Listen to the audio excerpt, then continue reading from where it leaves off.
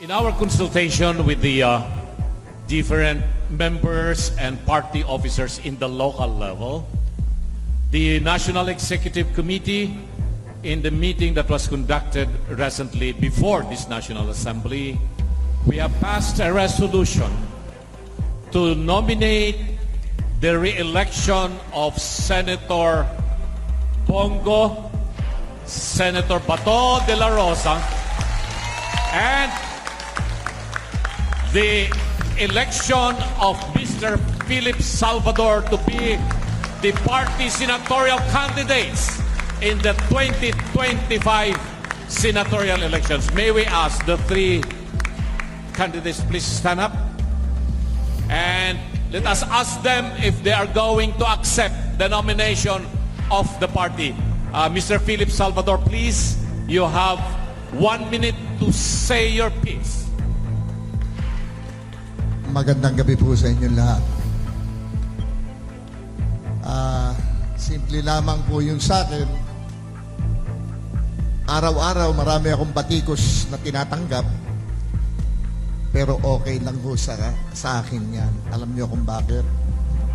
Kasi alam ko, nandyan lahat ng PDP para sumuporta. Kung ako po'y matatakot doon sa mga pagbabatikos nila, hindi ako PDP. Ako po'y PDP. Mamamatay na PDP. Tinatanggap ko po ang aking nominasyon. Maraming salamat po sa buhay ng bawat PDP. Mabuhay po kayo. Thank you, Mr. Salvador. Mabuhay si Philip Salvador! Mabuhay! Mr. Vice Chairman, may I also ask Senator Bato de la Rosa to say his piece? Magandang gabi sa ating lahat.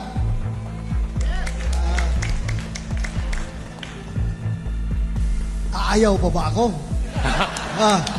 Andito na ako eh. Alam nyo, even before the recent developments, no, I was already decided. I have already decided to run again for re-election. Lalong-lalo na ngayon, halos araw-araw, kung makita nyo dyan sa Quad Committee ng House of Representatives, na araw-araw binubugbog tayo. Hindi ako papayag na tayo'y bubugbugin na lang na forever. Lalaban tayo. Kaya nga tama kayo, PDP, laban. Laban kahit na araw-araw tayong ginigipit, araw-araw tayong sinisiraan, araw-araw tayong inuupakan. Laban pa rin. Laban pa rin. Hindi tayo atras dito. As I have said, temporaryo lang yan. Bilog ang mundo. Bilog ang mundo. Iikot ang mundo. Iikot ang mundo.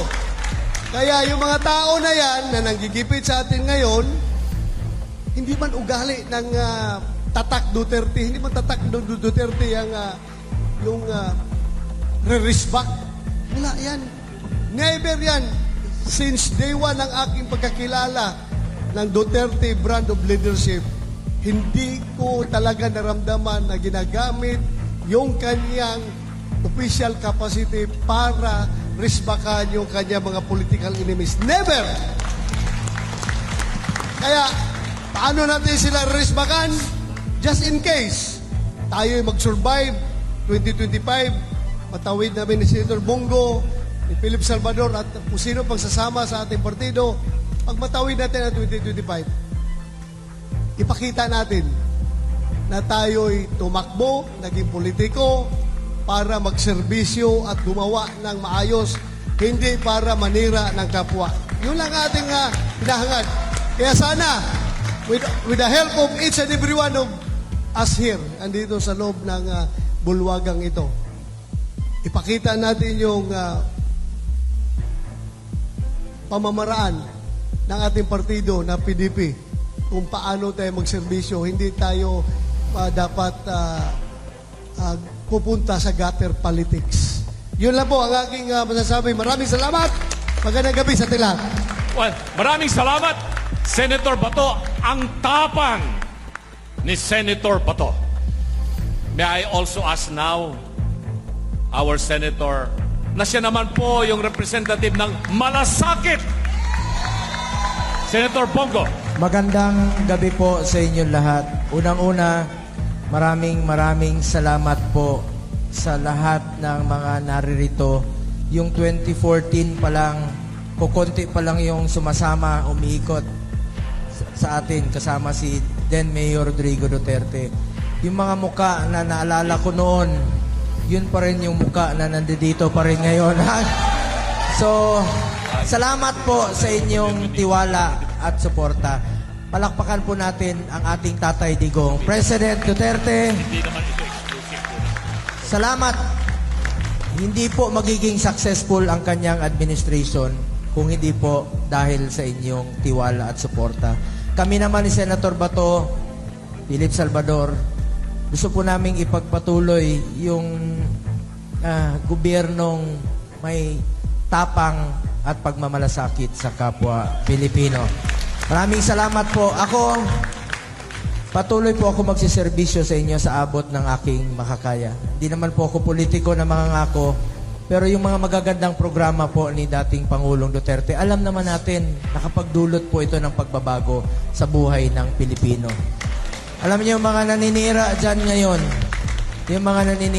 ngayon, sila mismo yung unang panahon na sumisip-sip. Di ba? Tapos, Mayor, ang ganda ng ginagawa mo.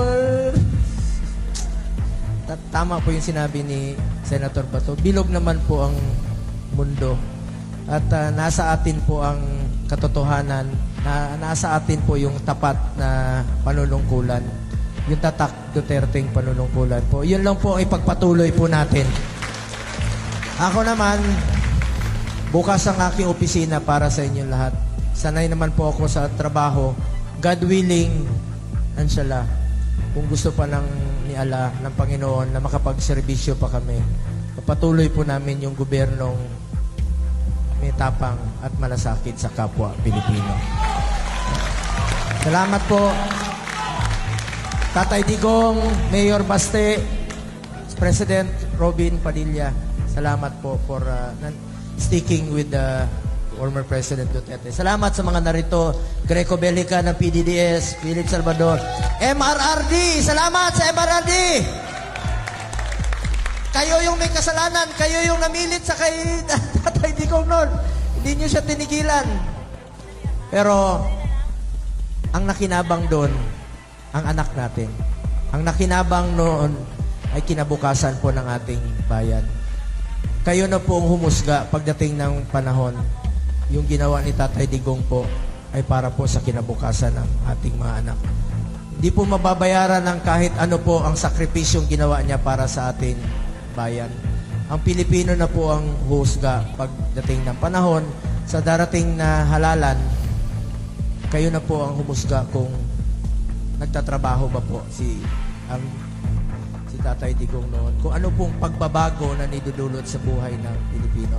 Muli, maraming salamat po sa inyong tiwala at suporta.